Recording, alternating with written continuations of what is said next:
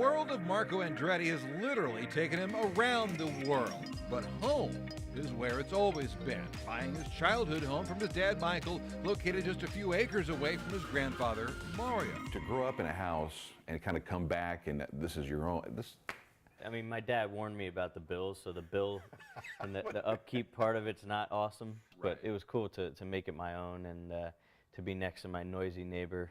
Mario's not bad either. Just how noisy is it down there? Do you have to call the cops on occasion? Yeah, it's disturbing the peace constantly down there. But you can't go far without some sort of Andretti influence. Marco knows it all too well, literally growing up in the family's shadows. That's the first ever win in a go-kart, 97. He's kept his trophies going back some 20 years. There was a moment where I got away from the sport because I won that race, and I just remember not even smiling or anything. I was like, that's what I had to do. My dad's like, you're not having fun with this at all. And he was right. Like, I was put so much pressure on myself that I wasn't having fun. You know, your grandfather's Mario Andretti, your dad's Michael Andretti. Yeah, all this is nothing when you're the third generation.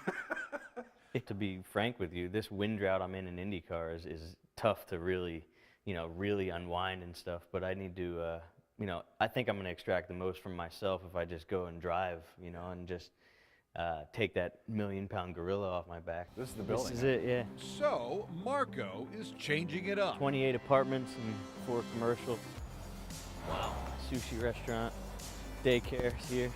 The youngest Andretti to get into the family business is getting down to business. First, in real estate. His portfolio includes the Heritage House in Nazareth, a gorgeous 1800s 4-story brick building, one of a few properties he owns in town. Not to mention this. That's cool. I want to do that someday. I want to grow up to be Marco Andretti. His most recent acquisition. It's the Hawker 800 XP. Fits 9 people, and I could stand up in it, which isn't saying much, but... More asset than opulence, an investment he turns over to a company called East Coast Jets to charter out. It comes complete with a Marco Andretti logo and an MA tail number. When inspection is complete, he'll also be able to use it to go to and from his IndyCar races for next to nothing. You're thinking with your head, though. You trying know what I'm to. I'm trying to. I'm doing stuff I like, but I'm trying to not lose out on it. But well. It's smart. I mean, it seems silly, but there's a rhyme to the reason. I'm sure from the outside looking in, it doesn't look smart, but it is. I mean, when you look at the numbers, and it all comes down to the partners that I have. I wouldn't be able to do it if they didn't have the clientele that East Coast Jets has. The goal is sky high.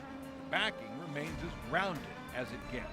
He says when it's race season, all focus is back to the track, where investing comes in many other forms.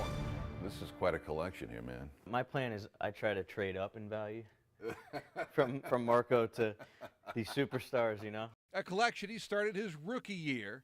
Hunter Ray, Tony Stewart, yeah. Scott Dixon, Fernando Alonso, some guy named Hinchcliffe. This has 2 wins on it from Will Power. A mix of young and old. My dad's Formula One podium at Monza, Ronnie Peterson. That was my grandfather's teammate. Sensational and sentimental. Danica, Dale Jr., or Dan Weldon, and then his son. I have his son's first helmet. How cool is that? Little Sebastian Weldon. Yep. Marco, can't wait to race with you one day. All a part of his past and present. I recognize Kanan. I was wondering whose that was. Wow. Wow. Risk and reward, innovation and investing. It's been the Andretti way for decades and will continue to be for years to come. In the next 20 years, are we talking about Marco being a land baron or Man, I better step my game up if that's the case.